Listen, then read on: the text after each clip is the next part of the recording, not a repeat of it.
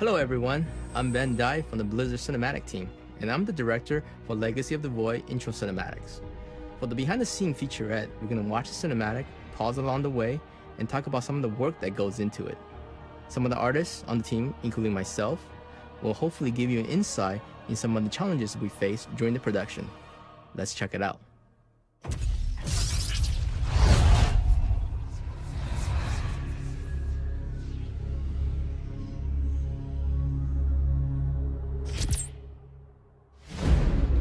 Ire is the Protoss home planet. It used to be green and very lush, but since Zerg's been occupying it for quite some time, it become a lot more desolate and war-torn. The early version of the cinematic, we had a couple of different locations, a Nexus and a Warp Gate, but we finally decided on the battleship graveyard concept because it just really speaks to what had happened to this planet. We thought about covering the whole entire landscape in Zerg Creep at one point, but we shy away from the idea in favor of the more Icelandic, war-torn, rocky, volcanic look that we see in the cinematic now.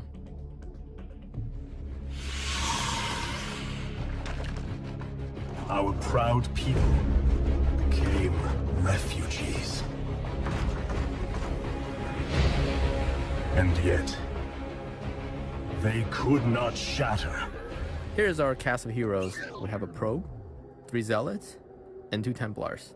The templars are a huge challenge for us because the complexity of his design. He has a very big headdress. On top of that, there's a collar around his neck, and all of these armors are draped in cloth, so we have to pay special attention to them when we do the cloth simulations.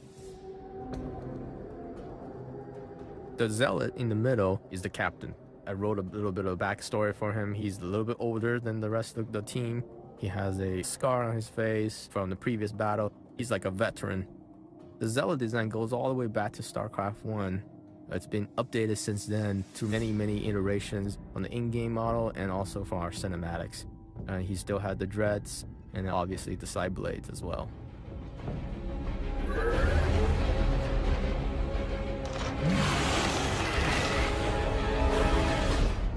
When we saw the storyboard for this shot, we knew that'd be a big challenge for the entire team. Everybody would have to be involved, and just the coordination from each department would have to be very on point.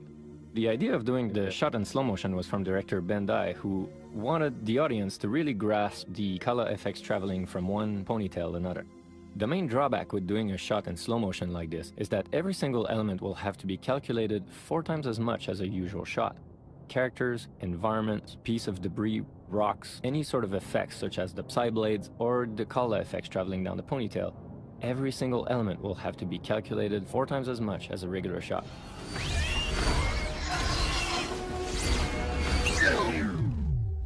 During production, sometimes we use models from previous cinematics to save on time and budget. The first appearance of this model was in Build a Better Marine, and then we featured him again in Kerrigan's Dream.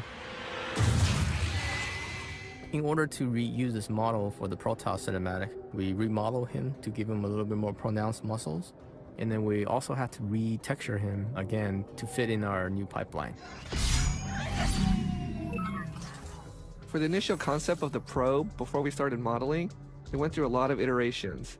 The initial design was looking way too Terran-like, but with a lot of 2D and 3D exploration and concepting, we ended up with a really cool sports bike feel, which I think a lot of Protoss fans would actually appreciate.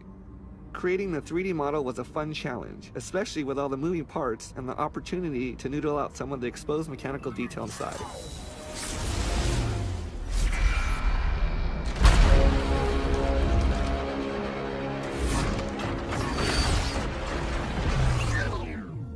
These Baneling destruction shots were really fun for me personally because I got to experiment with some new FEM-based techniques for breaking apart the Baneling's body.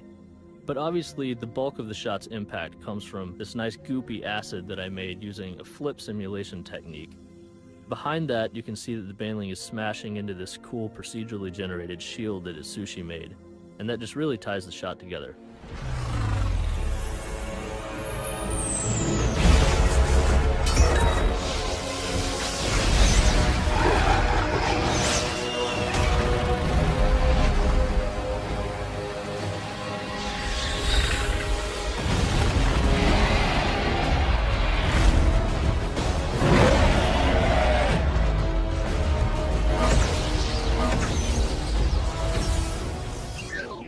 The effects team worked on 3 important moments where characters appear from nowhere or disappear into nothing.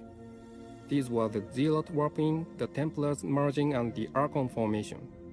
One of the challenges of these effects was to create a robust procedural system in which we could animate the revealing of the character's surface.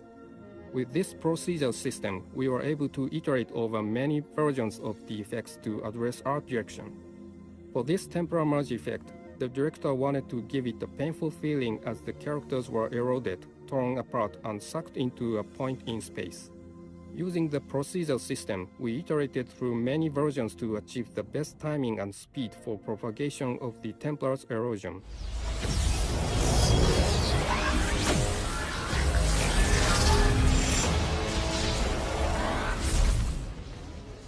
Here's our Archon. He was a little bit unique compared to the other assets because he had to be really big and then he had a lot of effects involved. His scale had to be big enough so that he could actually fight with the Ultralisk, but we couldn't make him too big or it wouldn't look realistic coming out of the 2 Templars. To make this scale kind of more believable, when we designed him, we had to make sure that there was these larger surfaces that you could read from a distance. But then when you get up close, there were these tiny details that would show up, making it actually look that much bigger.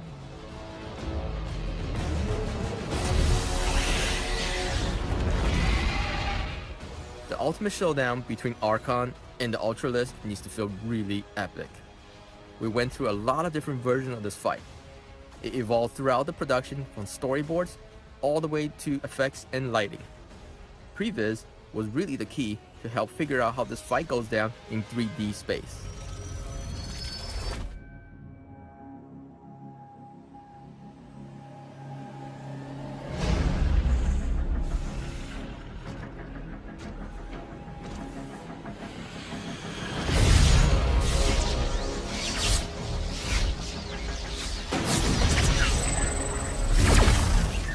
So this time, we had the chance to feature a Protoss pylon from nice and up close, which is one of my favorite assets. One of the main challenges in designing the pylon was we had to give it a fairly believable sense of weight and mass because the asset is fairly big.